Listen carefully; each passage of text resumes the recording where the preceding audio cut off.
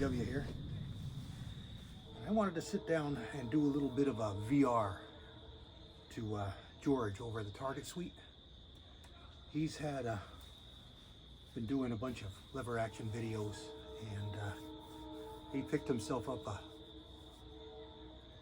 Rossi 44 mag, long one. You know, not a 20 incher. I think it's a 24 incher octagon, full octagon. And I told him that I had the same gun here in 45 Colt, and he was talking about how bad the sights were and what he wanted to do, or what he possibly wanted to do to improve those. And one of the options was a tang sight. Now this one here is a marbles, and I told him that you got to remember to buy the screws, because this uses a metric screw of hard to find pitch, but it is available and it is offered. And some of the places you buy it from, and I'm thinking Rob Roy or somebody like that, Roy's Lever Actions, something like that rings a bell. I'll try and look it up and get it in the description, but I don't know that I'll find it. But anyway, he had it, and his price was a little bit high, but when you factor in that you had to buy the screws from everybody else and his came with it, it was a pretty good price. Now the way these come factory drilled, so you don't have to do anything. Not all the Rossies, at least I don't believe all of them, but these long barrel ones. This is a 24 inch octagon barrel, and it's the same as his, only this one's 45 Colt and his is 44 mag, but it's the same gun. This one might be a little bit older. This is one of the first safety models, this stupid little swing safety that they put on the top of the bolt, but it's not too bad. There's a couple of videos out on how to get rid of it. You can stick a cartridge case in there. I think a 25 ACP fits in there really well. But it doesn't bother me. I just don't use it. You know, the safety is, you know, sitting on your shoulders here, and just use half cock, and it's been really good. Don't load it until you need it, and everything's fine. Anyway, but I wanted to really show this peep sight, and I also spoke to him about the dovetails that Rossi uses. They've got to be metric, because they don't fit our sights very well. Thankfully, the ones I've done have been small, so I was able to open them up, or I was able to file on the sights themselves to reduce the diameter and make them fit. So this here is a blank that I made, and it's very easy to do if you've got extra rear sights. You just measure how far the front sticks out, mark it on the back, cut it off with a Dremel tool, and then cut the angles to match the front, so the front matches the back, because the front comes a little bit styled.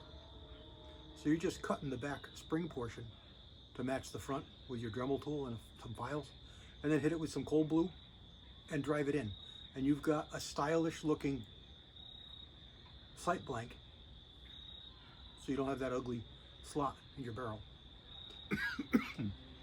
And then on the front, this is a regular old Lyman brass beaded front, and I got lucky.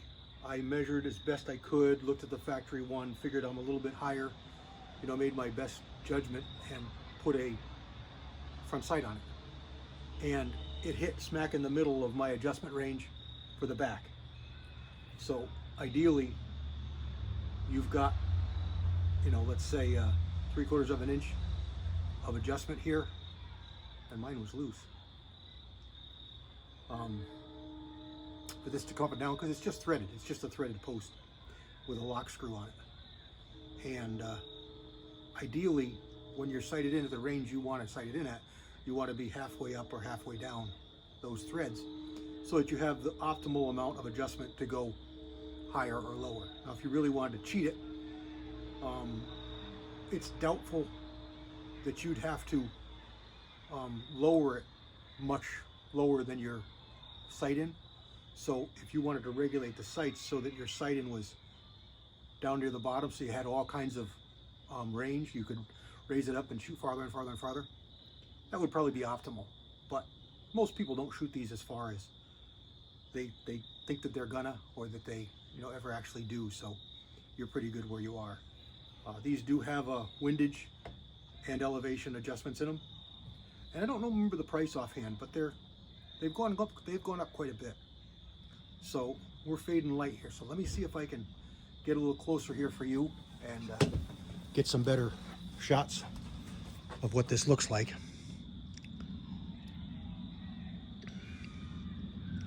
There you can see the maker's mark on it, and the back one is slotted, because there is some variances with these through the years, and that slot takes care of that.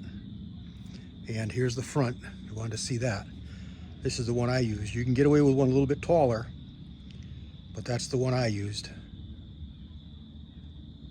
And here's our marks on here. This one's a 45 Colt. And you can see I got another rifle over there. And the reason for that is the second part of this video. And let's show you what I got here, so we don't get any funny remarks from the comments about gun safety and such. These are 3 dummies. See the big holes there? No primers, no powder, just cases and bullets. Now what these are Cowboy Specials. So this is a 45 Colt case that I've cut down to 45 ACP length and then seated a bullet. You can buy this brass, Starline makes it, but you can also, cut it down yourself. I used some off brands that I had of 45 Colt brass. This is GLF, I think. So it was fine for me because I wasn't going to use it anyway. So here we have 3 different bullets, just because I wanted to make sure, or to see if there was going to be any issues with different bullets. This is a Lee 4.52 252, a really nice bullet. Conventional grease groove. It's got a good size me-plat on it, and it's a short nose. So this will work as a conventional 45 Colt bullet. A lot of the early 45 Colts won't accept a really long nose. They don't like it. So either won't feed or it won't chamber in the cylinders. This next one here is another Lee bullet. This is the 4.52 200 RF, the round flat. And it's also got a good size me-plat on it. But it's just a little 200 grain bullet that most people like. This works in all 45 Colts, from the old timers to the new ones, to, no problems. It just works. It's a dynamite little bullet. This one here is one of my favorites. This is a Lyman bullet. This is a 4.54 424. And it's got a good size me-plat.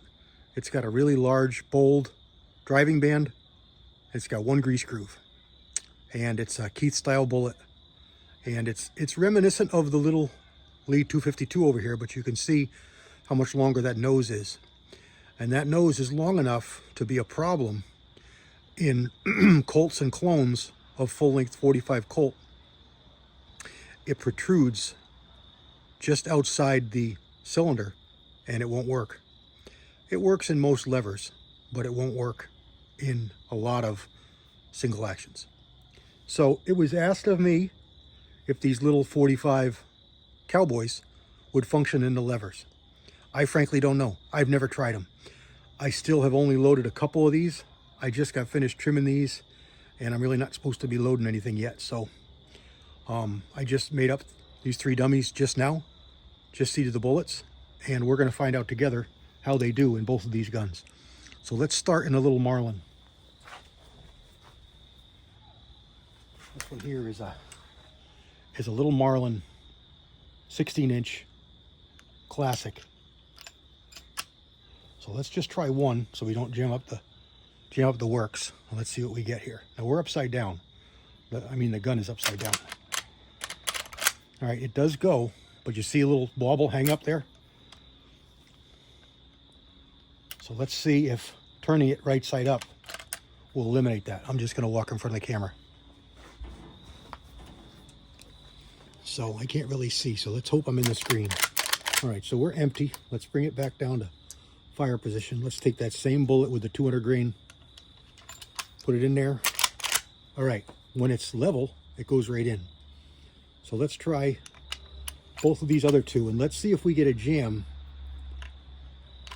with the extra bullet in the magazine, because that could be, it may not like that bullet coming back. So let's see, we're just going to eject this one down on the ground. Hopefully we don't lose it. All right, it does. It doesn't work.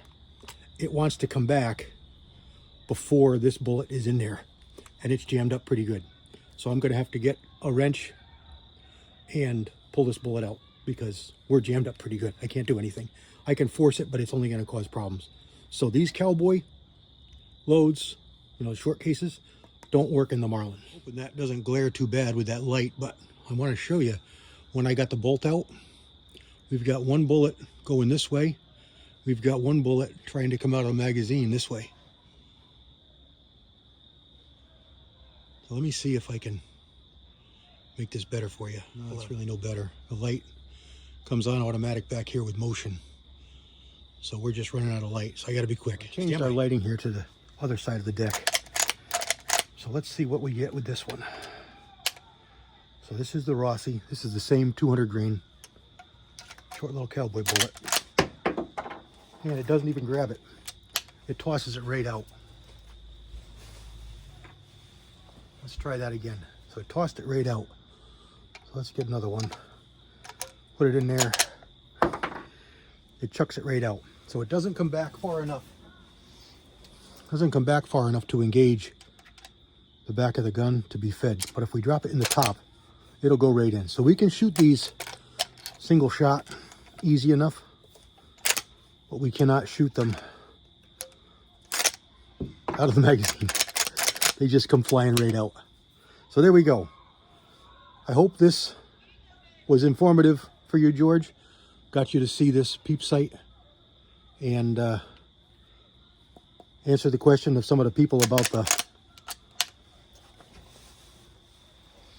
short Cowboy in these guns. And there's another look at my sight blank that I made out of a rear sight. Pretty easy to do. Takes a little bit of time, that's all. And there's the peep. And they fold down. They stand up. They're really nice sight picture, really good accuracy, because it increases your sight distance, so the room for error is less, so you tend to be a little more accurate as long as you can see that front sight. All right, everybody, thanks for stopping by. Sorry for the little bit of a dumpster fire this was, but here we go. Now we know. All right, God bless everybody. CW out.